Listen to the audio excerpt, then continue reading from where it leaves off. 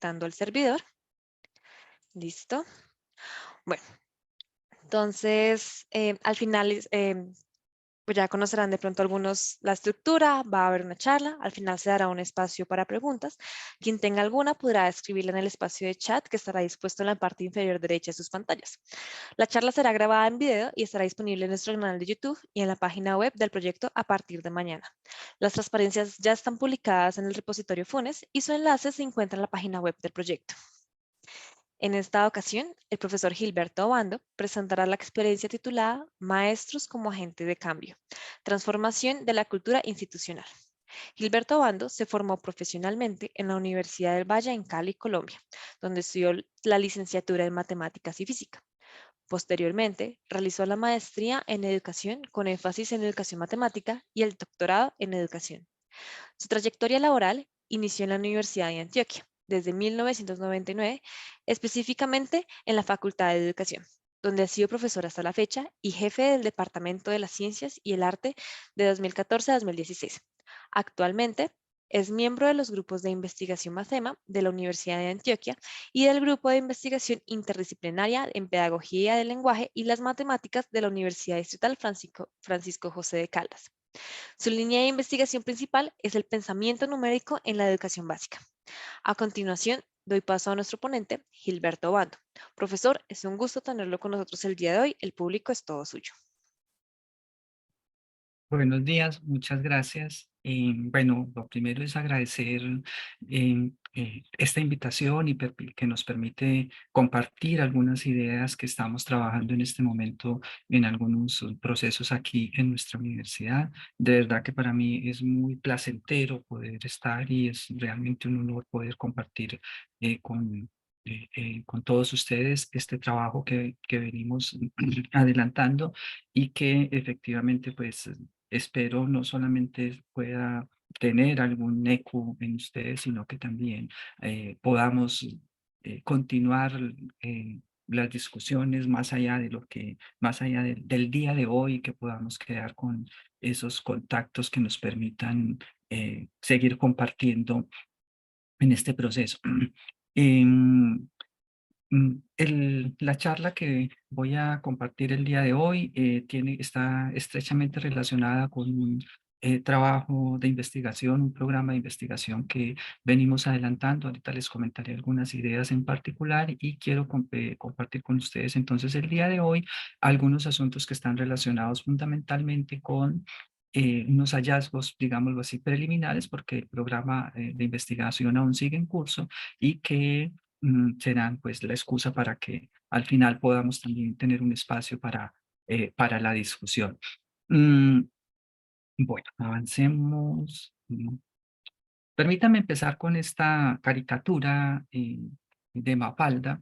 No tengo la fecha exacta, pero esta debe ser de la década de los 70, de los primeros años de la década de los 70, y que a manera de prólogo nos va a ayudar como a ubicar un poco la discusión que quiero plantear el día de hoy.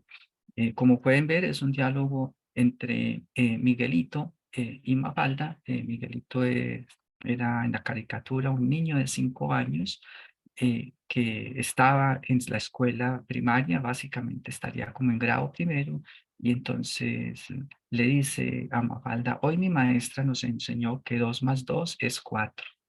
Luego nos hizo pasar a varios chicos al pizarrón para que sumáramos 2 más 2, 4.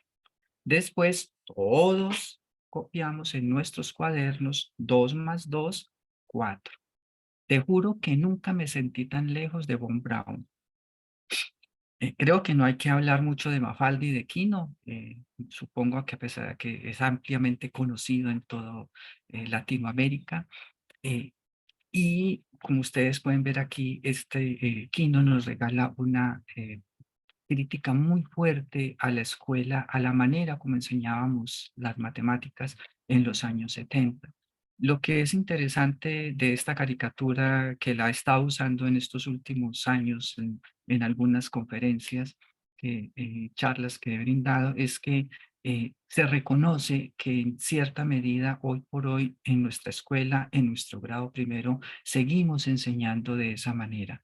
Es decir, que esas prácticas de enseñanza, si bien han cambiado en algunos aspectos, todavía siguen conservando también en su esencia unas raíces que siguen ancladas en, en el pasado.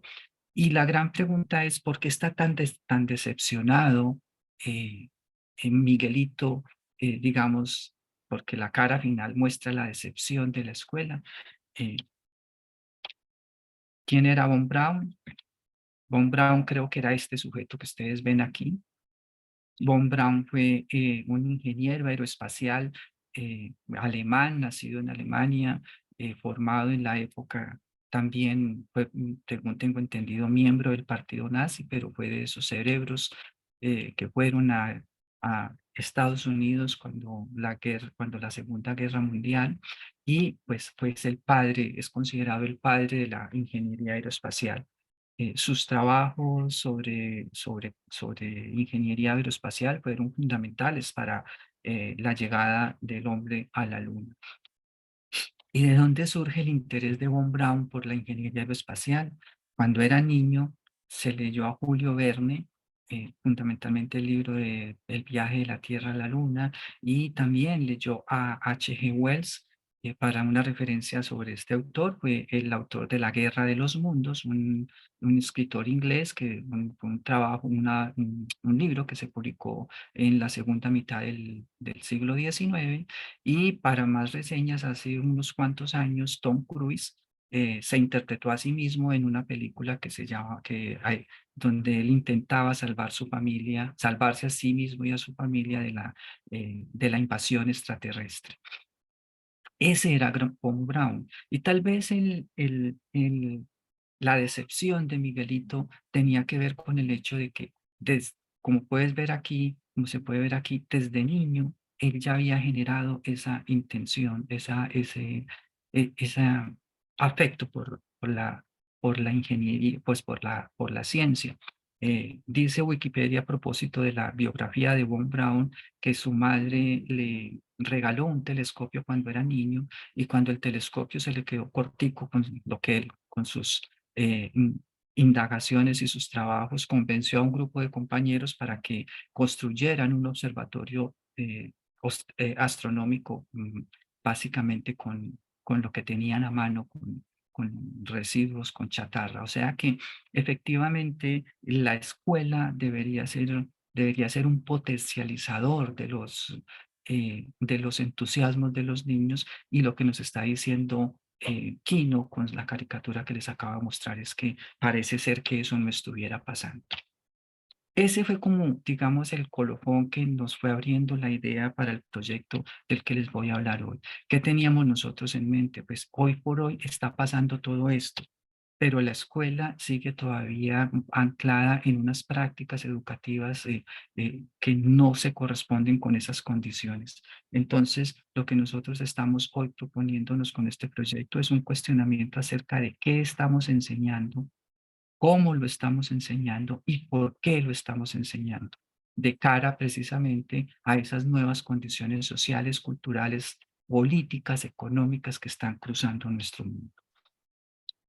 Entonces, este trabajo que lo venimos desarrollando de hace ya poco más de 3 años, se fundamenta entonces como les dije al comienzo, un programa de investigación que está siendo financiado por MinCiencias y termina el año entrante. Es un proyecto de 3 años de duración y que lleva por título Innovar en la educación básica para formar ciudadanos matemáticamente competentes frente a los retos del presente y del futuro. Como lo veremos ahorita más adelante, es lo que hemos también aprendido de este proyecto, es que si bien arrancamos con las matemáticas, el desarrollo del proceso nos ha ido mostrando que por lo menos a nivel de la educación básica no podemos hablar ya, o no es tan posible hablar en términos de una disciplina, y que tenemos que movernos hacia un campo mucho más amplio de la interdisciplinariedad. Y pues nos planteábamos esa pregunta de investigación que está allí escrita en el otro recuadro. Mm, Este programa de investigación articula 4 proyectos de investigación.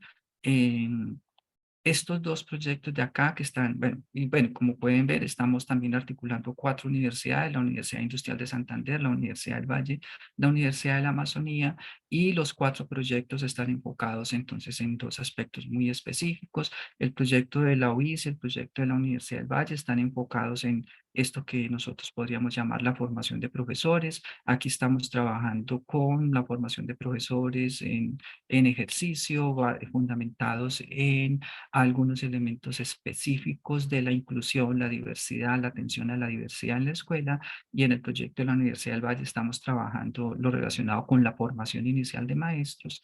Y este par de proyectos que hacemos en la Universidad de Antioquia y en la Universidad de la Amazonía, estamos haciéndonos preguntas sobre las competencias del siglo XXI en relación con el trabajo en la educación básica, y por supuesto también estamos trabajando cuestiones relacionadas con los maestros y con la formación de maestros. En 4, entonces, tenemos en relación al programa de investigación 4 ejes fundamentales de trabajo. Estamos cuestionándonos el asunto del currículo en la educación básica, la formación de maestros, las competencias, y estamos haciendo una apuesta muy fuerte por el asunto de las comunidades de práctica. Hemos construido entonces una serie de parte de ejes que fundamentan el trabajo de nuestro proyecto. Uno de ellos lo hemos llamado la historicidad de nuestras prácticas.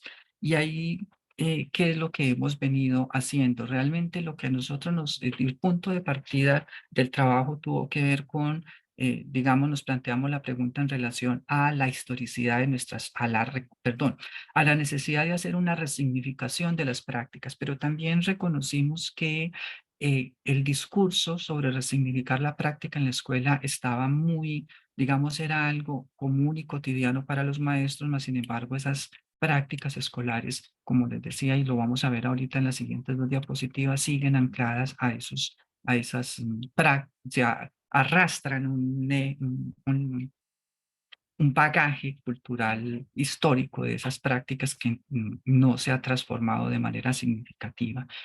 Pero también entendimos que había un problema con esa manera como se había hecho ese cuestionamiento a las prácticas escolares, porque eran por lo general a partir de unos discursos externos, pero además de que fueran unos discursos externos a la escuela, eran unos discursos que de alguna manera también estaban entrando a satanizar en cierta medida la práctica escolar, la actividad de los maestros y la misma actividad escolar.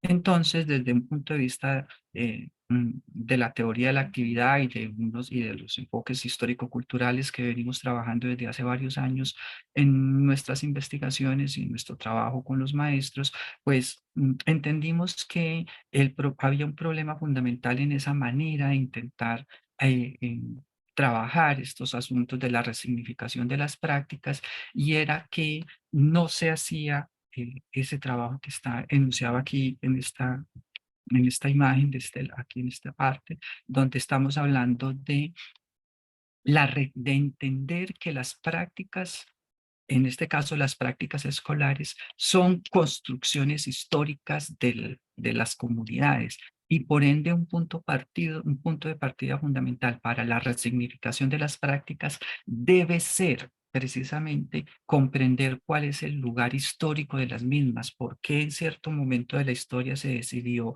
enseñar ciertas cosas, y cuáles eran esas razones políticas, sociales, culturales y económicas que permitieron tomar esas decisiones, y con base en eso poder proyectarnos hacia el presente y pensar, bueno, ¿y cuáles son las condiciones culturales, políticas, económicas que tenemos hoy en día que ameritan que esas prácticas sigan siendo así, o que sean, o la necesidad de su transformación? Esto también en el sentido de intentar no delimitar esa frontera entre buenas prácticas y malas prácticas, y como es muy propio de nuestro país, pensando que lo que cataloguemos como mala práctica debe ser borrada, suprimida, eliminada, sino que por el contrario, reconocerle el valor histórico y reconocer que somos herederos de esa historia.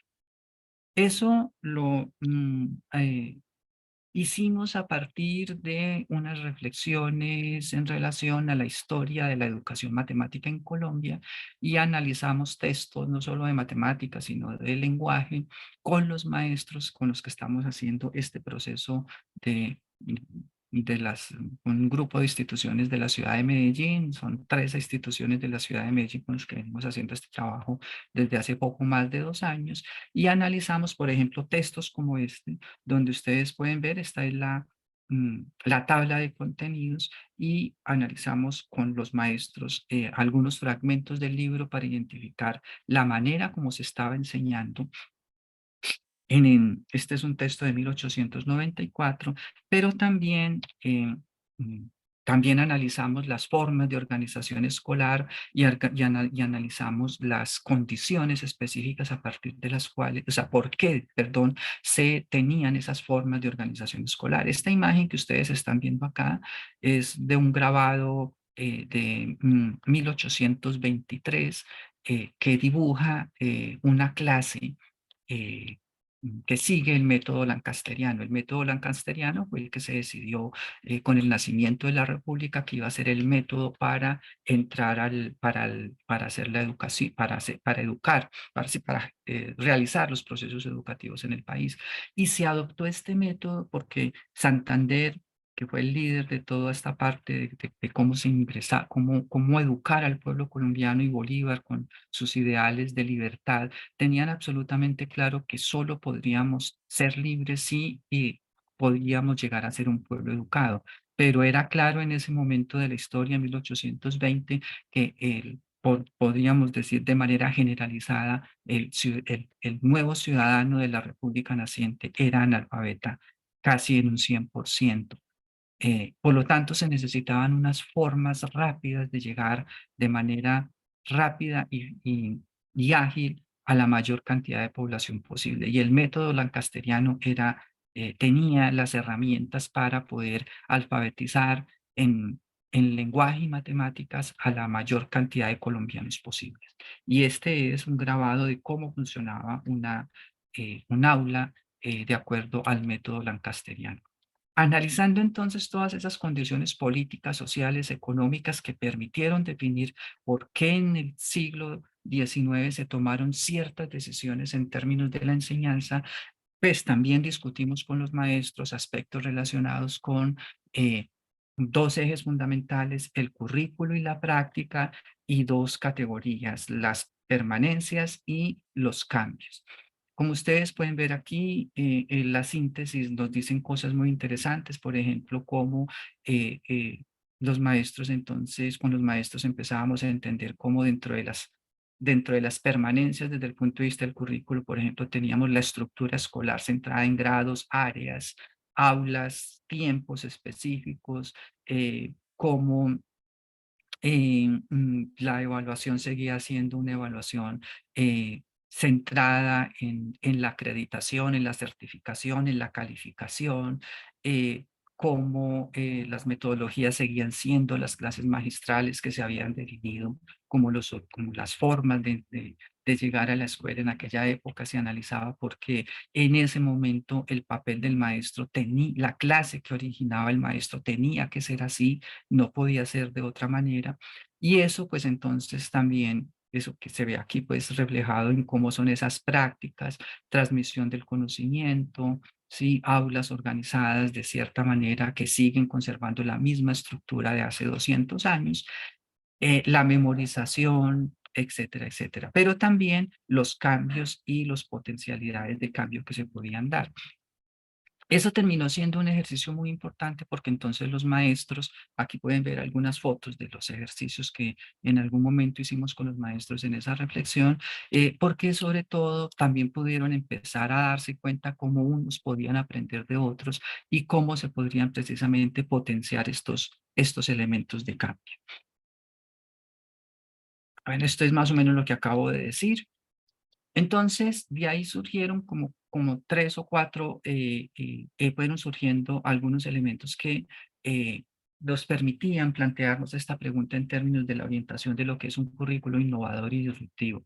Por un lado, surgió con mucha fuerza el tema de la integración de áreas. La reflexión fundamental aquí estaba planteada en términos de, bueno, está claro por qué en el siglo XIX se definió el currículo centrado en las disciplinas, inicialmente la matemática y el lenguaje, pero después en la medida que el sistema se fue robusteciendo, pues empezaron a aparecer las disciplinas, para ir estructurando el currículo. Pero la pregunta era, bueno, hoy en día, donde todos estos influjos de la cuarta revolución industrial nos están planteando precisamente cómo el hacer ciencia hoy en día es un problema interdisciplinar.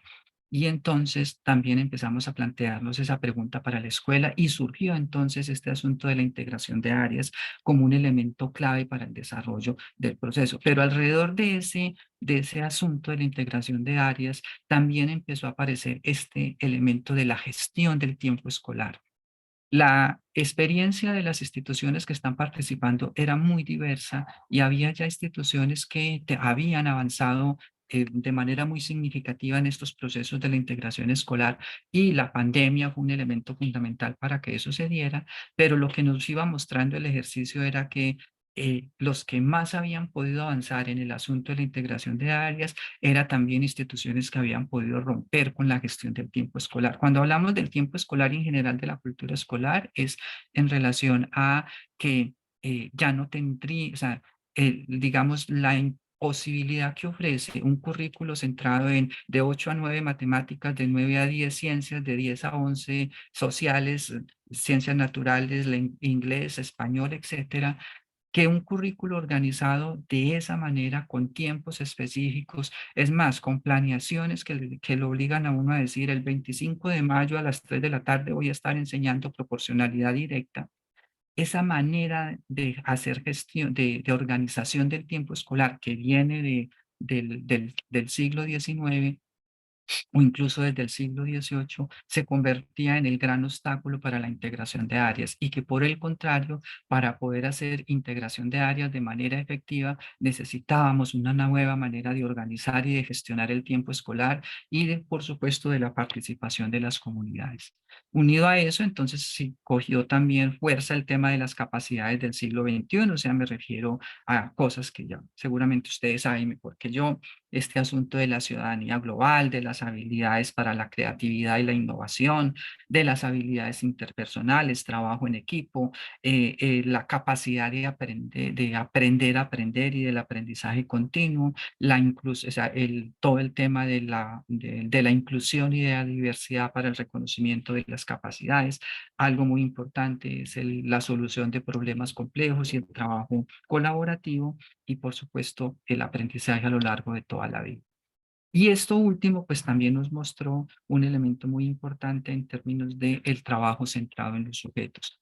Es el trabajo colaborativo y ahorita hablaremos un poco más al respecto de eso, pero no solamente el trabajo entre estudiantes, el aprendizaje como un fundamento colaborativo del trabajo entre los estudiantes, sino también entre los mismos maestros, de cómo al trabajar colectivamente como maestros podemos aprender unos de otros y avanzar de manera significativa. Eso nos llevó entonces al siguiente elemento conceptual que hemos venido elaborando desde el proyecto, que tiene que ver entonces con fundamentalmente el asunto de la agencia del maestro como agente de cambio y por supuesto la crisis como un elemento fundamental para ese proceso. Esto tiene que ver con un fundamento clave de la teoría de la actividad desde la cual nosotros realizamos nuestro trabajo y es entender que como individuos no actuamos independientemente uno de otros y que el mundo es una construcción que hemos hecho nosotros como seres humanos, pero también que ese mundo transformado ha transformado nuestras prácticas. Y un poco para entender esa idea, yo uso la metáfora de cómo, por ejemplo, cómo la nevera cambió las prácticas alimenticias de las personas. Hasta los años 70, la nevera era un instrumento que solamente podía estar en algunas familias y por lo tanto las prácticas alimenticias y las prácticas de conservación de los alimentos eran muy distintas a lo que es hoy en día, porque básicamente tenemos nosotros hoy en día, la nevera se volvió ya un electrodoméstico que prácticamente existe en cualquier familia y eso transformó de manera radical las prácticas alimenticias. Entonces, no solamente nosotros con nuestra actividad transformamos el mundo, sino que a su vez ese mundo transformado se devuelve sobre nosotros y transforma nuestras prácticas. Y esa reflexión fue trasladada entonces a la educación. El mundo se ha transformado radicalmente en los últimos años. La influencia de la inteligencia artificial, la cuarta revolución industrial que está en camino, todo esto ha hecho que el mundo cambie de manera muy rápida. Y la pregunta es, ¿cómo está cambiando la escuela? ¿Está cambiando porque nosotros somos agentes que agenciamos el cambio o está cambiando desde afuera y no nos hemos dado cuenta? Eso entonces nos lleva a esto que hablamos aquí de una nueva visión del desarrollo humano, una visión del desarrollo humano que está centrado no solamente en, que está centrado no solamente en el trabajo colaborativo, sino que también está centrado en el punto de cómo como individuos, con nuestras prácticas, coexistimos y cambiamos el mundo, pero como nuestras prácticas también cambian a medida que nosotros podemos cambiar el mundo. Entonces, un primer concepto fundamental que empezamos a mirar aquí fue el que tenía que ver con la práctica, ¿sí? Entonces nosotros, perdón, con la crisis. Aquí la verdad es que entendíamos el asunto de la crisis como un momento, digamos, como un momento fundamental para poder el desarrollo. La crisis la entendíamos nosotros como ese momento en el que como sujeto nos damos cuenta de las contradicciones en las que está sumida nuestra práctica y por ende nos vemos en la necesidad de conectarnos con unas nuevas formas de acción que nos permitan salir de esas contradicciones en las que está sumida nuestra práctica. Y en ese sentido, entonces, la contradicción es siempre, la crisis es siempre ese motor que nos mueve, ¿sí? Por eso decimos aquí con Dafermos que la crisis, perdón, es ese elemento crítico que nos permite el desarrollo y dinámico a partir de la identificación de las contradicciones. La crisis fue, digamos, uno de los eh, mecanismos fundamentales que dibujó Vygotsky en su teoría histórico-cultural, y que permitía precisamente el cambio, el desarrollo de los sujetos, el cambio de un estado a otro en el desarrollo de los sujetos. Y por supuesto, nosotros lo usábamos en esta lógica que está planteada aquí con Tsetsenko en el 2012, donde plantea que las contradicciones están conectadas internamente con la participación activa en prácticas transformadoras. ¿Y eso cómo lo pusimos en juego entonces? Lo pusimos en juego a partir de elementos como este. O sea, primero entonces, que los sujetos agencian no solo los movimientos personales, sino también las transformaciones institucionales. Y este fue un factor fundamental en el proceso porque entonces con los maestros empezamos a mirar cómo se podían generar esos procesos de transformación institucional y dar ese paso de lo individual a lo institucional. Esto fue muy importante porque nos dimos cuenta que había que generar un movimiento incluso en los procesos formativos en las instituciones. A ver, nosotros identificamos que la formación del maestro está centrada hoy por hoy en todas partes del mundo, pero sí, perdón, que la esperanza de la transformación educativa está centrada en la formación del maestro. Y por ende, entonces, el maestro se pone como si fuera el foco para la transformación. Lo que nosotros entendimos entonces es que efectivamente hay que formar al maestro, pero la unidad de formación no puede ser el maestro, la unidad de formación tiene que ser la institución.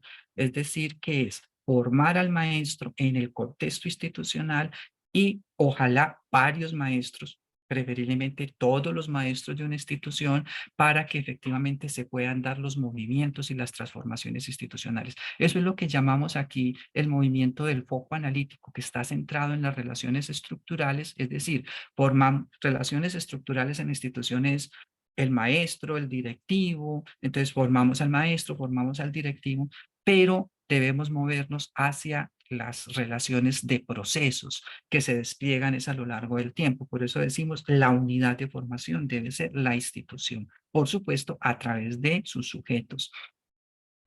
Y En esa perspectiva, entonces, ver cómo la agencia, en este caso, entendida no solamente como la capacidad de los sujetos para transformarse a sí mismos, sino para transformar las dinámicas institucionales. Eso en esta perspectiva es lo que llamamos aquí las dinámicas histórico-sociales propias del mundo. Y la agencia como aquello que nos permite entonces construirnos, constituirnos a nosotros mismos como sujetos, pero también constituir procesos de transformación institucional. Y finalmente, en esta línea de la agencia, pues recalcar lo que ya habíamos dicho antes en términos de, voy a leer la cita textualmente, que las personas y su mundo son coextensivos, coevolutivos, interanimados e interdefinibles, correalizándose mutuamente a través del nexo de las transformaciones de las prácticas colectivas y basados en la realidad material. Aquí está el corazón del trabajo que entonces nosotros hemos venido realizando con las instituciones, cómo podemos transformar las prácticas colectivas, pero a partir de la realidad material institucional donde están inmersas las prácticas de los maestros. Algunas conclusiones entonces ya del trabajo.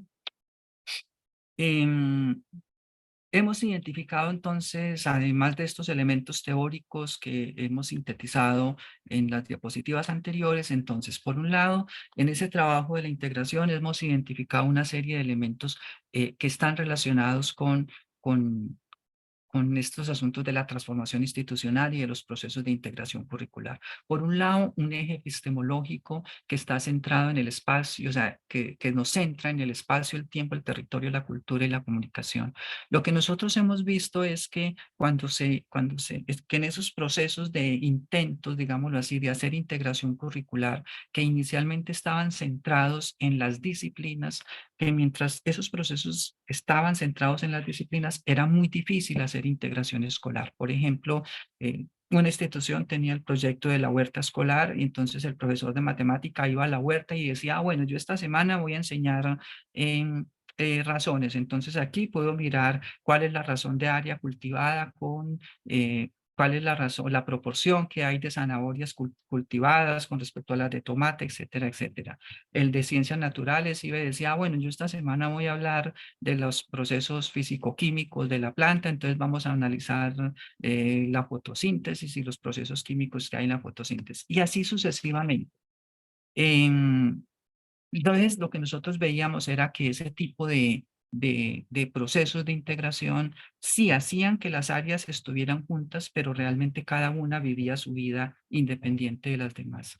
Cuando entendimos, por ejemplo, que la huerta escolar era un espacio para pensar el territorio y para pensar la cultura, por ejemplo, nos dimos cuenta que la integración fluía de una manera más natural y más armoniosa. Cuando digo territorio y cultura fue porque nos dimos cuenta que la huerta era el escenario ideal para pensar las prácticas culturales alimentarias de los sujetos puestos en el acto educativo, que vinculaba a los padres de familia, que vinculaba a la comunidad y que por esa vía entonces las disciplinas ingresaban a los proyectos de una manera mucho más natural y mucho más armónica y que en ese caso, por eso hablamos de ejes epistemológicos, en este caso cultura, territorio y comunicación, se nos volvían en esos elementos para el proceso.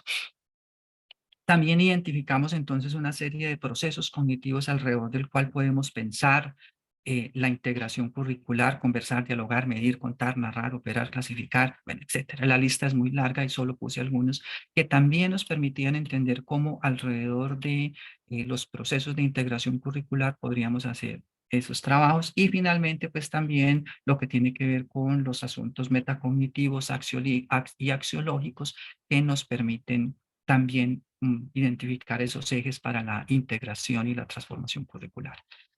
Y ya con esto voy terminando. Entonces, a partir de eso, nosotros identificamos unos ejes que realmente lo que les voy a mostrar en esta diapositiva como ejes son lugares comunes de la escuela, pero que a veces es necesario como ponerles como que hay algo que nos lo haga ver porque es del lugar, o sea, un eje fundamental que nosotros identificamos aquí es el papel, el lugar de los niños en el trabajo. Eso lo hemos dicho siempre, pero lo que nosotros identificamos aquí es que en aquellos lugares de donde el trabajo escolar partía de la pregunta del niño, no de la pregunta del maestro que le lleva al niño, sino de la pregunta por el niño, efectivamente se lograban unos procesos donde los niños estaban realmente interesados por el conocimiento. Volvemos a la primera diapositiva con la que iniciamos esta presentación. Por otro lado, el trabajo, o sea, las preguntas que giraron en torno a la articulación de las áreas, la articulación fluida y orgánica, pero sobre todo las condiciones institucionales para poder lograrlo. Eso fue una reflexión muy importante en términos de cómo hay que generar esas condiciones de transformación institucional, como mostrábamos ahora, para poder lograr esas transformaciones.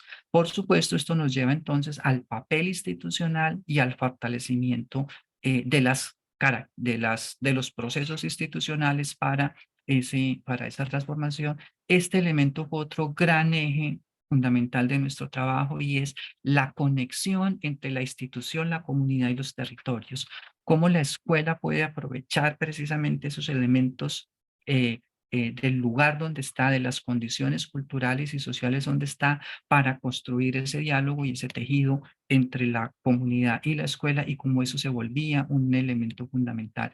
Y eso nos dimos cuenta con cosas tan simples como estas. En uno de los proyectos que vienen desarrollando en estas instituciones era con niños de preescolar y era en relación a cuáles son los pájaros que habitan nuestro barrio, las aves. Y entonces la manera como se vincularon los padres de familia al proyecto y cómo los niños aprendieron. Pero el asunto fue que hacer ese ejercicio sobre los pájaros en el barrio, sobre las aves en el barrio, también los llevó a conocer el barrio, a conocer sus lugares, a tener una mejor relación con el ambiente y con el territorio, y eso terminó siendo un ejercicio muy importante.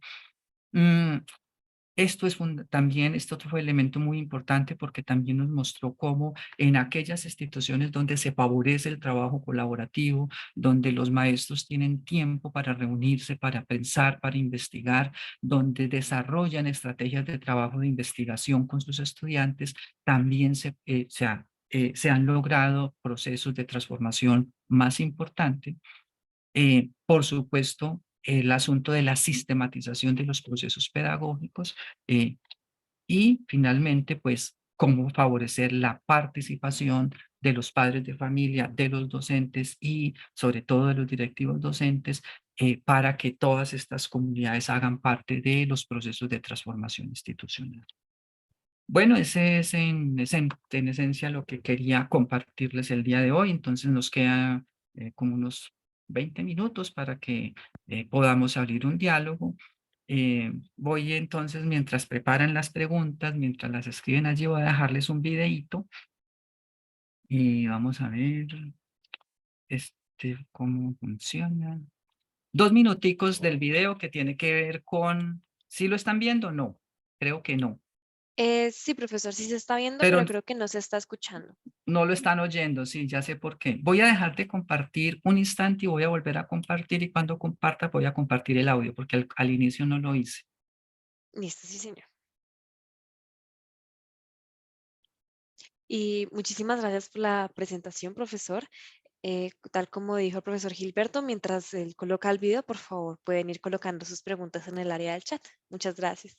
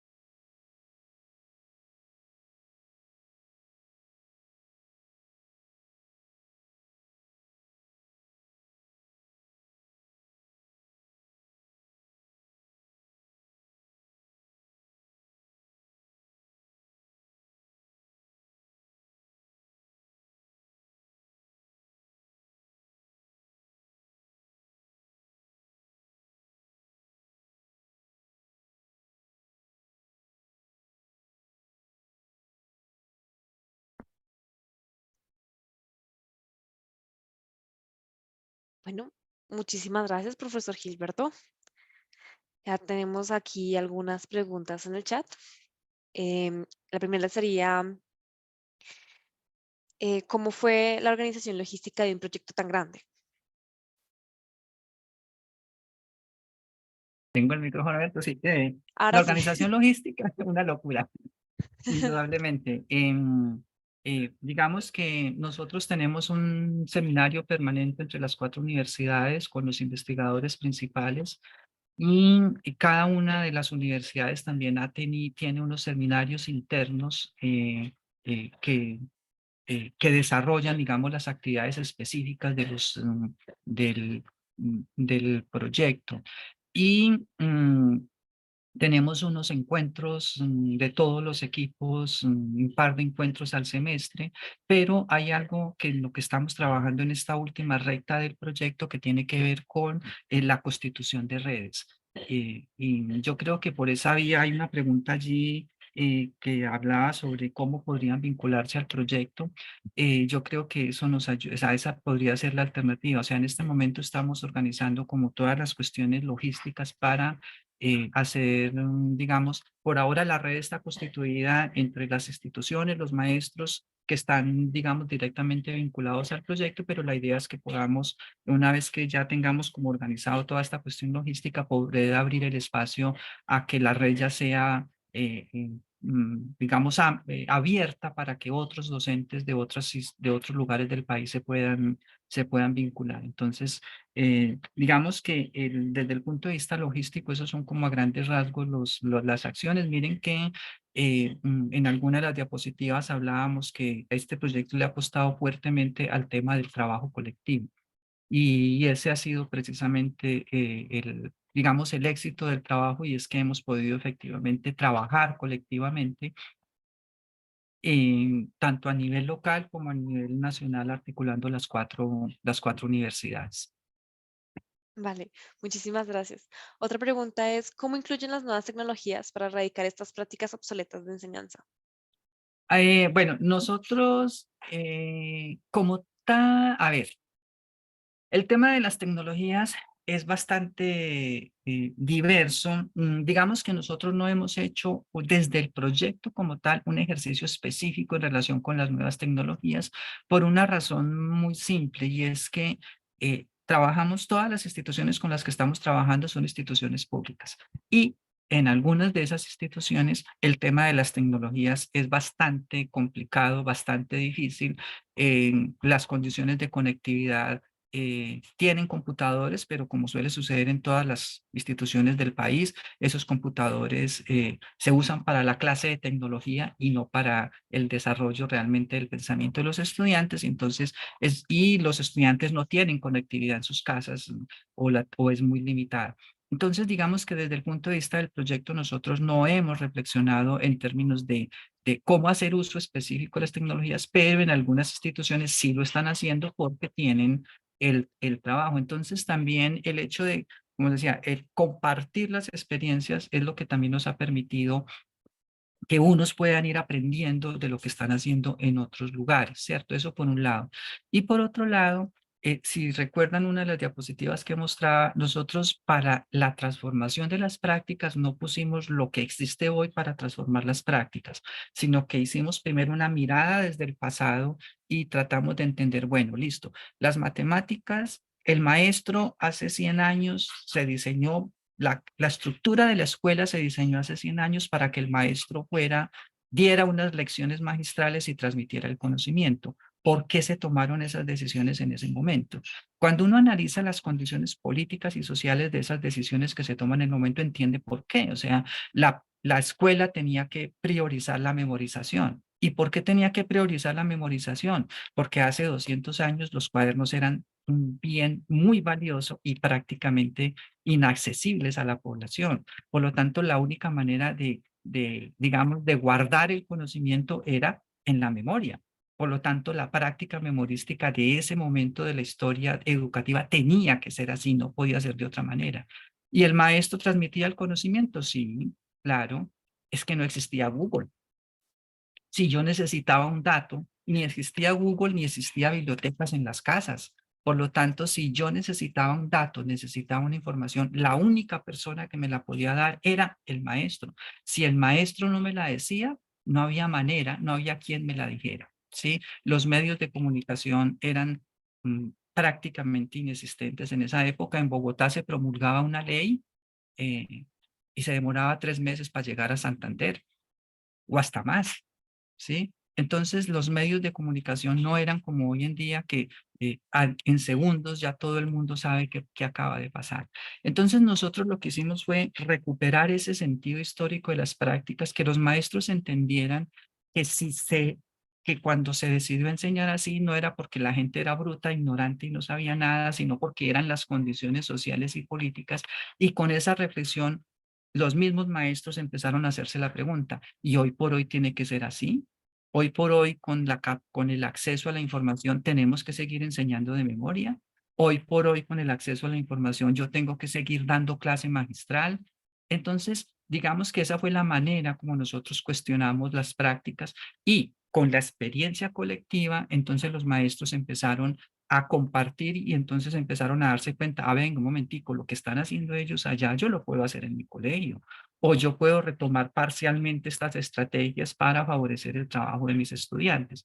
Entonces, digamos que la transformación de las prácticas en institucionales, en este caso, han venido desde adentro y con esos dos elementos, con la recuperación de la historicidad de nuestras prácticas, del sentido de nuestras prácticas y con el trabajo colaborativo. Pero como tal, nosotros no hemos puesto las TIC como un elemento fundamental para la reflexión, pues como digo, por las limitaciones que habíamos tenido.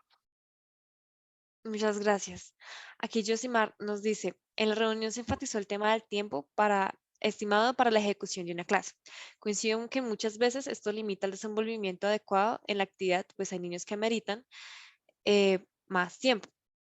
Entonces, ¿cuál considera que es el tiempo estimado para ejecutar una clase? O también, ¿cómo podemos nosotros saber cuál es el tiempo estimado para hacer una clase? Bueno, no, esa pregunta no la sé responder. Ok, Eh, lo que nosotros hemos visto y que hemos, digamos, analizado desde la experiencia que se ha vivido es que efectivamente la forma como está organizada la escuela, donde dice, primero pensemos en lo siguiente, o sea, nuestra escuela está organizada en disciplinas. O sea, hay matemáticas, hay lenguaje, hay ciencias sociales, y cada disciplina vive autónoma e independiente de las demás, primero. Segundo, al interior de cada disciplina tenemos listados de temas. Y entonces, y organizados de manera secuencial, de tal manera que para pasar al tema B hay que ver el A, para pasar al C hay que ver el A, el B y así sucesivamente. Esa es la forma como está organizada nuestra escuela tradicionalmente. gracias. Lo que nosotros hemos entendido hoy en día, perdóname, termino, es que estaba aquí No, sí, sí, organizando sí. las Lo ideas. siento. Lo que nosotros hemos empezado a entender es que cuando se piensa en la integración de áreas, entendiendo que hoy en día el conocimiento es un conocimiento transdisciplinar, ¿sí? Hoy en día uno va a un laboratorio de física moderna, de físico moderno, pues, un laboratorio actual donde se hace física y uno no sabe si los que están ahí son programadores o son ingenieros o son físicos, ¿sí? Y entonces están trabajando con problemas relacionados con la salud, con la biología, con la voz, etcétera. Entonces, dice, pero ustedes no son físicos. Sí, claro, nosotros somos físicos. Pero la interdisciplinariedad está por todos lados donde está. Y lo mismo pasaría con las matemáticas. O sea, hoy en día hacer matemáticas implica trabajar con las ciencias de la computación, ciencias de datos, etcétera. Entonces, la interdisciplinariedad es un elemento clave de la vida diaria. Entonces, cuando nos hacemos esa pregunta para la escuela, lo primero que nos damos cuenta es que esa organización por horas, minutos y segundos de la escuela es el peor enemigo de la interdisciplinariedad. Que lo que deberíamos tener es unos niños toda una mañana trabajando en un proyecto alrededor de unas preguntas que ellos mismos se han formulado. Y en relación a esas preguntas habrá lenguaje, habrá sociales, habrá naturales, habrá matemáticas. Pero eso también implica algo muy doloroso para las escuelas y es abandonar a la pretensión de que los contenidos se tienen que cubrir en el orden en que la escuela definió que se tenían que cumplir. Entonces ahí hay una serie de renuncias que son muy dolorosas para la escuela y que han sido muy difíciles. Por ahí hay una pregunta sobre las dificultades. Esa ha sido la principal dificultad. O sea, cómo lograr que la institución renuncie a esos lugares comunes que tienen que ver con la forma clásica de organización para moverse hacia otras formas de organización, que puede que los estudiantes no aprendan todos los contenidos que hay allí, pero lo que aprenden lo van a aprender bien. Una Ujú, de las reflexiones que se hacía alguna vez con los estudiantes, con los maestros donde estábamos en este proyecto era, pero venga un momentico, nosotros tenemos esos listados de temas para que los estudiantes aprendan. ¿Estamos realmente logrando que los aprendan? La respuesta es no, ¿sí? Llegamos a grado quinto, una maestra o maestro le dice a los estudiantes de grado quinto, Juanito tenía 5 galletas, el perro se comió 3, ¿cuántas le quedaron? Estoy haciendo una caricatura. ¿Y cuál es la primera pregunta de los estudiantes? En Colombia y en cualquier lugar del mundo. Profesor, profesora, ¿eso es de suma o es de resta? La maestra o el maestro les dice, no, es de multiplicación, y hacen una multiplicación, ¿sí? Que está claro allí que los estudiantes no saben resolver problemas. Entonces, ese tipo de situaciones nos llevaban también a entender, pues vale la pena arriesgarse a cambiar ese statu quo que hemos tenido siempre en nuestra institución.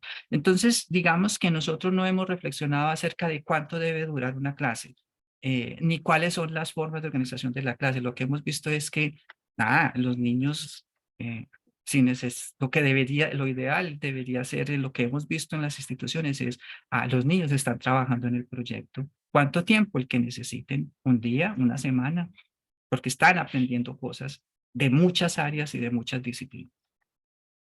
Ahora sí. gracias. También tenemos otra pregunta de Marco Antonio que dice que usted mencionó que la transformación de la forma de educar debe ser integral, es decir, formar a los maestros, instituciones, estudiantes. Y la pregunta es, ¿cómo lograr esa transformación cuando son los directivos de las instituciones quienes son más renuentes a estos cambios?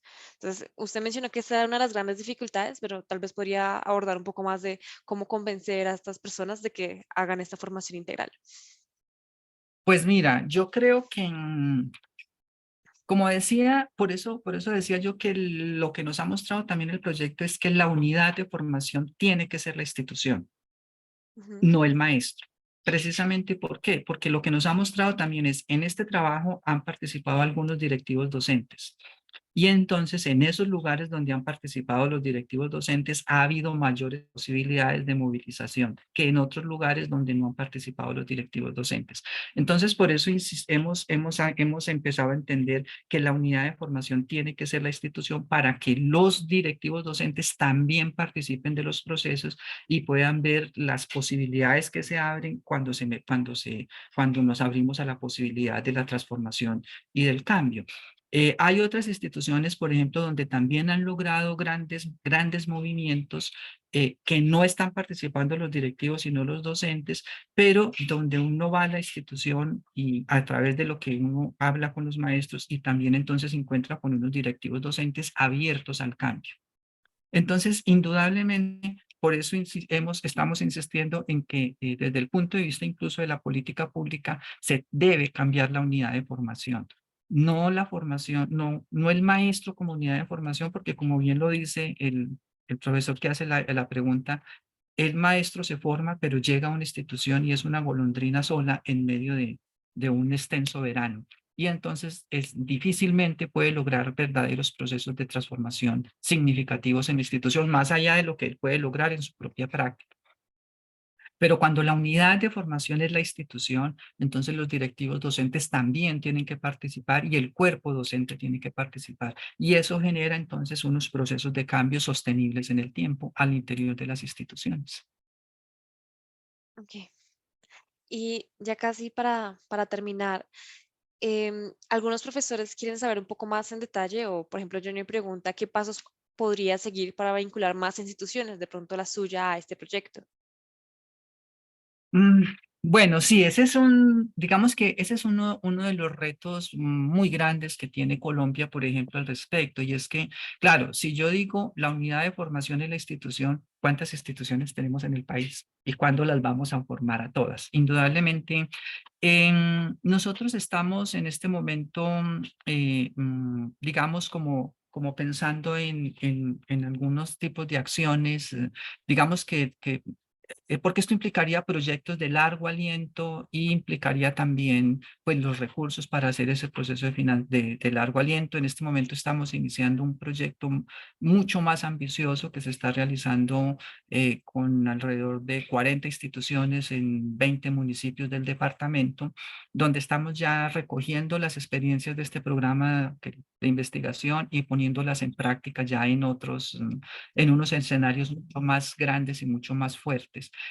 Pero yo creo que también, digamos, aquí el proyecto nos ha enseñado que el trabajo colaborativo es la base fundamental para este proceso. Entonces, también el gran reto que nos quedaría y sería parcialmente la posible respuesta a la pregunta que nos están haciendo es, aquí también lo que tenemos que empezar a hacer es cómo podemos conectarnos con todas esas iniciativas de cambio que se están dando en el país.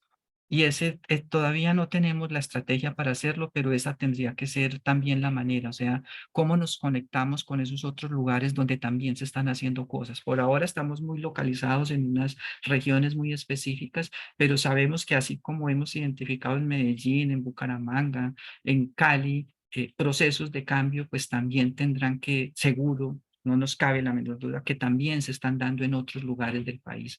Y entonces, ¿cómo conectamos en redes de conocimiento todos estos o de o comunidades de práctica, como las hemos llamado nosotros? Ese sería como el gran reto, ¿cómo nos conectamos para compartir las experiencias? Muchísimas gracias, profesor Gilberto.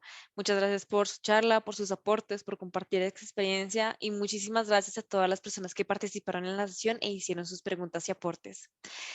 Aún quedan algunas preguntas, entonces le invito por favor a colocar en los comentarios su correo para que las personas puedan de pronto contactarlo, conocer un poco más del proyecto y hacer algunas preguntas de pronto que no pudieron hacer en el chat. Y también quiero recordarles que el enlace del video de la conferencia y las transparencias se publicarán en la página web de VD. Había algunas personas que pidieron el permiso para grabar. Denegué estos permisos debido a que ya se está realizando la grabación y esta va a quedar de manera pública en nuestra página de YouTube y también en la página de la conferencia del profesor Gilberto. Ya estaré pasando por el chat el enlace para que puedan ir a la página web y doy paso al profesor Pedro si desea decir algo antes de que ¿Me finalicemos permites, nuestra transmisión. Mariana, una última reflexión como epílogo para que Por vamos supuesto, cerrando? O sea, ya acabo de poner allí en el chat mi correo y quiero excelente. regalarles esta diapositiva como epílogo de toda esta reflexión. Estoy hablando de Hannah Arendt, una de las grandes filósofas del siglo pasado. Este es un texto que fue publicado en 1952, pero que fue escrito alrededor de 1950. El texto se llama La crisis de la educación. Le invito a todos los maestros y maestras que nos acompañan hoy, si no lo han leído, que lo lean. Sigue siendo absolutamente vigente para nuestro momento y nuestra época. Y la reflexión dice así, la educación es el punto en el que decidimos si amamos al mundo lo suficiente como para responsabilizarnos de él y, además, salvarlo de la ruina que sería inevitable sin esta renovación, sin el arribo de los jóvenes, de los recién llegados. Es igualmente con la educación que decidimos si amamos lo suficiente a nuestros hijos como para no rechazarlos de nuestro mundo, ni abandonarlos a sí mismos, ni privarlos de su oportunidad de aprender algo nuevo, algo que ninguno de nosotros planeó, sino de prepararlos de antemano para la tarea de renovar un mundo común. Este texto de Hannah Arendt que se llama La crisis de la educación sigue teniendo hoy en día completa vigencia y debería ser algo que esté allí dentro de lo que nosotros como maestros marca nuestra línea y nuestro horizonte. Y no, nada, muchas gracias Mariana y Pedro y todos en la Universidad de los Andes y todos los que nos escucharon el día de hoy. Gracias, profesor. Muchas gracias, Gilberto. Ha sido muy iluminadora esta charla y estoy seguro que muchos de los casi 90 participantes a la charla quedaron muy entusiasmados con estas ideas y a la espera de poder participar en proyectos de esta profundidad y sobre todo de este alcance. Realmente ha sido extraordinario. Yo quiero agradecer a Mariana por la organización y gestión de esta charla y como hago cada vez que terminamos una charla. Quiero darles un par de indicaciones y para eso voy a tomar la pantalla. Como les ha venido diciendo Mariana, la grabación y las transparencias de esta charla, como de todas las más de 280 reuniones virtuales que hemos hecho, ustedes las encuentran en nuestro sitio web, ueduniandes.edu.co. En la menú de recursos, ustedes encuentran la opción de reuniones virtuales. Allí, y estoy seguro que la mayoría de ustedes ya visitaron esta página porque seguramente es aquí donde encontraron el enlace para la sala en la que estamos actualmente, que es la misma sala siempre. Aquí ustedes tienen el cronograma de nuestras reuniones virtuales. Los invitamos muy especialmente entonces para el próximo martes, 12 de septiembre, a las 6 de la tarde tendremos a Gildon Riascos en una comunicación de innovación curricular que se titula Enseñanza de la estadística en básica, una carga pesada para el profesor de matemáticas. Entonces están invitados todos para el próximo martes. Y más abajo ustedes aquí encontrarán los diferentes tipos de reuniones virtuales que tenemos: conferencias de expertos, conferencias desde casa, comunicaciones de innovación curricular. En el día de hoy tuvimos una conferencia de experto invitado y si ustedes pulsan aquí en ver más, llegan a esta página que también pueden llegar por el menú de recursos, reuniones virtuales, conferencias de expertos invitados. Y aquí ustedes ya encuentran la conferencia del profesor Gilberto Bando. Si pulsan en el título, se encuentra en la página de esta conferencia, con su título, su resumen y, como les decía Mariana, las transparencias de esta conferencia ya están publicadas en nuestro sitio web. Seguramente el lunes o martes ustedes encontrarán aquí un botón con el video y podrán tener acceso al video. Si pulsan aquí en transparencias, llegan a nuestro repositorio Funes y pueden, pulsando aquí en PDF, descargar las transparencias. Para quienes no conocen el repositorio Funes, les recuerdo, es nuestro repositorio digital de documentos en educación matemática. En este momento tenemos 28.374 documentos sobre aprendizaje y enseñanza de las matemáticas, completamente gratuitos y de libre acceso. Y para terminar, les voy a dar una primicia. Ustedes son los primeros en enterarse de el foro EMAD 2023 que organizaremos para el sábado 28 de octubre de este año, de 9 a 12:30. En este caso, nuestro foro estará centrado en pensamientos y procesos cognitivos en educación matemática, y tendremos como invitadas para el panel de pensamiento en matemáticas a la profesora Natividad Adamuz de la Universidad de Córdoba, España, a nuestra querida profesora Leonor Camargo de la Universidad Pedagógica Nacional y a la profesora María Magdalena Gea de la Universidad de Granada en España. Y para el panel Procesos Cognitivos tendremos invitados al profesor Juan Pablo Mejía de la Universidad de Rutgers en Estados Unidos, a un amigo muy querido, compañero de Gilberto, el profesor Johnny Villa Ochoa de la Universidad de Antioquia o del Centro de Antioquia, y al profesor Jordi Deulofeu de la Universidad Autónoma de Barcelona, España. Este foro es, como la gran mayoría de las cosas que nosotros hacemos, completamente gratuito, de libre acceso. Lo único que ustedes tienen que hacer es inscribirse, ¿no? A diferencia de estas charlas, hay que inscribirse en el foro previamente. Cuando ustedes pulsan Me quiero inscribir, entran aquí a esta página y en esta página se van a poder inscribir.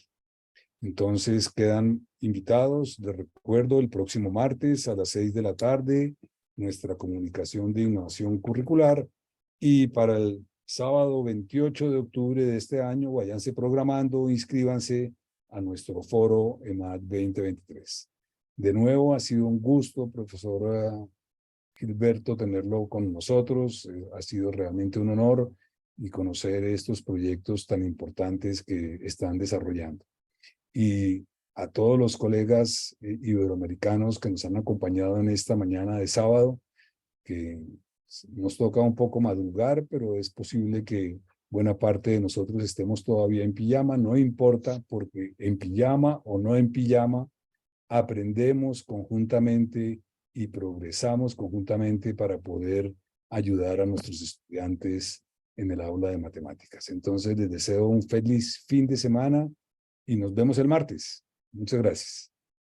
Hasta luego. Muchísimas gracias a todos y todas. Chao.